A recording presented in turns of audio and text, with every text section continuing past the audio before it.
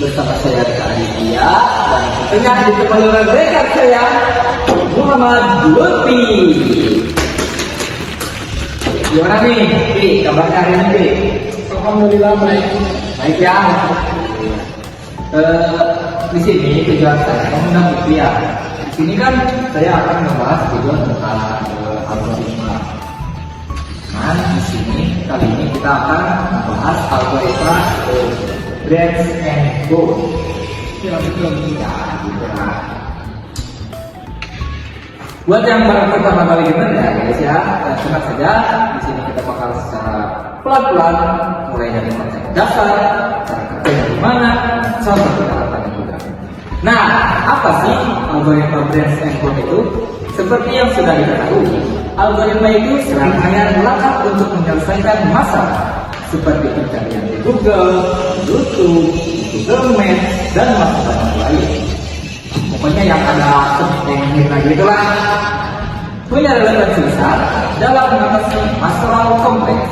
Misalnya, bagaimana cara mencari untuk pengiriman barang secara efisien, memilih kombinasi interpretasi terbaik dan bahkan mengoptimalkan jalur robot pabrik. Intinya, algoritma ini kunci di balik efisiensi teknologi.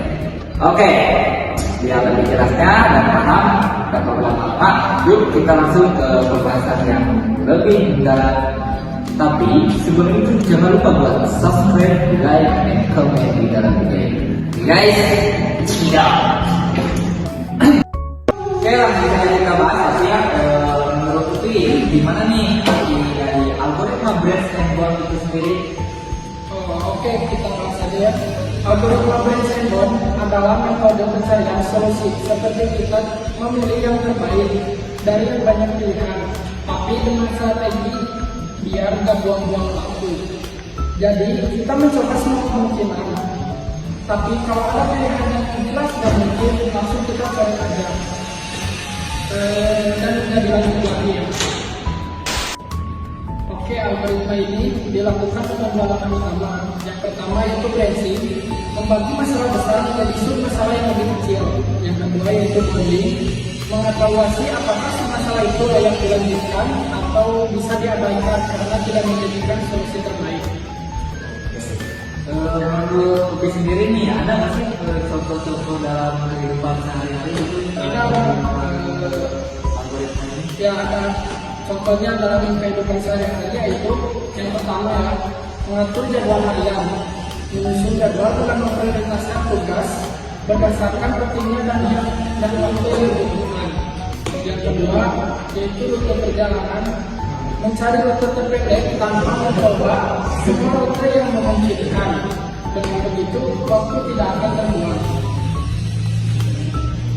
Jadi ciri utama dari algoritma ini apa nih? Cirinya yaitu yang pertama, optimasi dan pencarian solusi terbaik, menyelesaikan masalah optimasi. Yang kedua, pembagian masalah atau branching, masalah besar dipecah menjadi sub masalah yang lebih kecil. Setiap cabang mewakili satu kemungkinan solusi. Yang ketiga, batasan atau bonding, setiap sub masalah dievaluasi dengan menentukan solusi yang lebih baik. Yang keempat, efisiensi uang dan waktu, menghindari mencoba semua kemungkinan secara langsung dengan memangkas cabang yang tidak relevan. Branch and Bold itu cara pintar untuk menyelesaikan masalah besar dengan cepat karena hanya fokus ke pilihan terbaik, tidak harus mencoba semuanya. Algoritma ini dipakai di teknologi modern seperti di aplikasi peta, pengiriman barang atau paket, atau bahkan investasi. Ada nggak sih salah satu contoh studi kasus di algoritma ini? Tentunya ada, salah satunya dalam bidang logistiknya. Jika sebuah perusahaan mengirimkan barang ke beberapa kota daerah, tantangan utamanya itu adalah harus memakan waktu yang paling singkat, menggunakan bahan bakar yang paling rendah juga.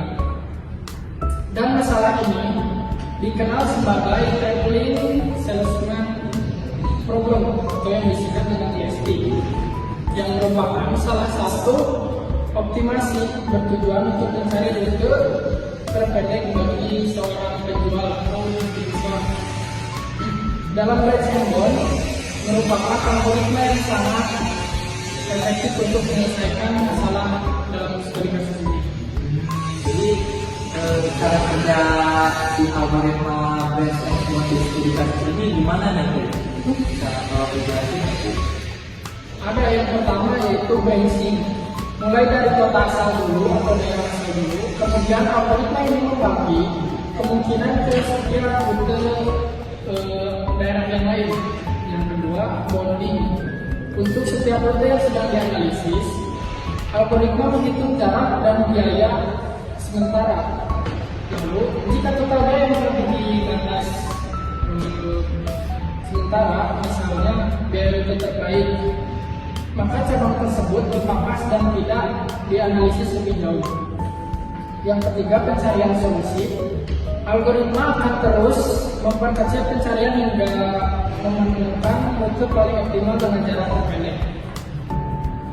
Hasil akhirnya mengurangi biaya karena rute lebih efisien, mempercepat waktu pengiriman, dan dengan algoritma ini masalah yang kompleks bisa terselesaikan dengan cara yang cerdas dan efisien. Hal ini menunjukkan bahwa algoritma Branch and Bond ini seperti yang sangat relevan dalam teknologi modern.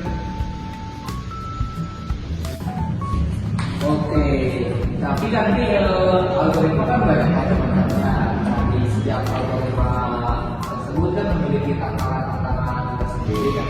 Nah, di algoritma ini apa sih tantangannya?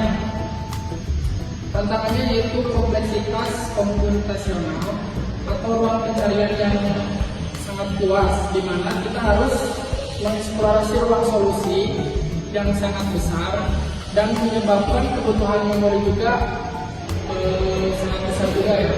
Solusinya pada masalah ini bisa dengan merancang fungsi pembatasan atau bonding function yang sangat efisien.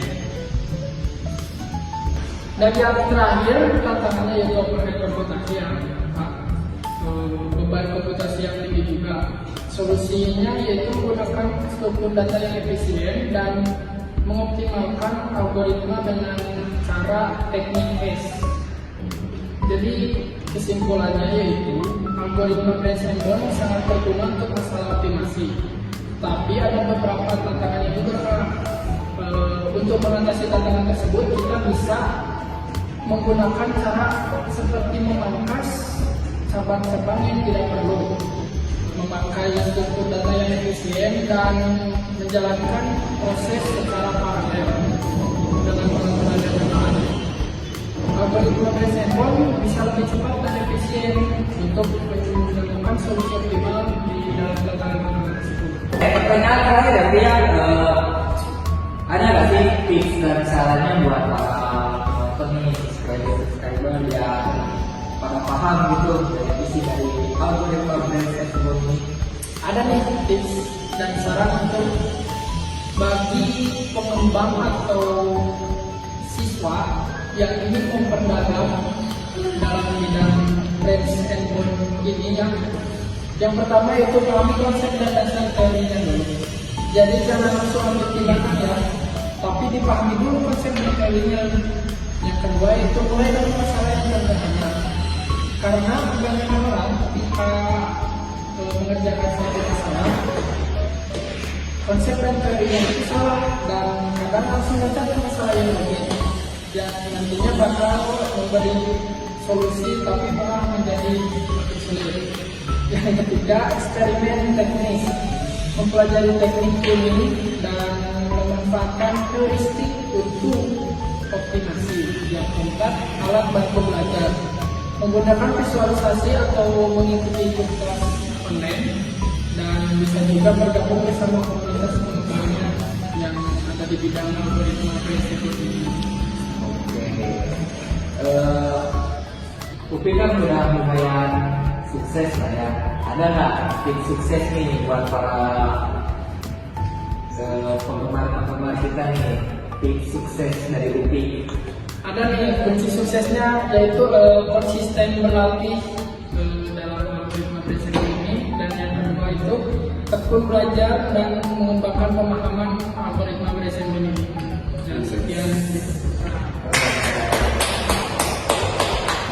Oke, cukup panjang juga ya ternyata kita Cukup sampai juga ya. ngobrol kali ini.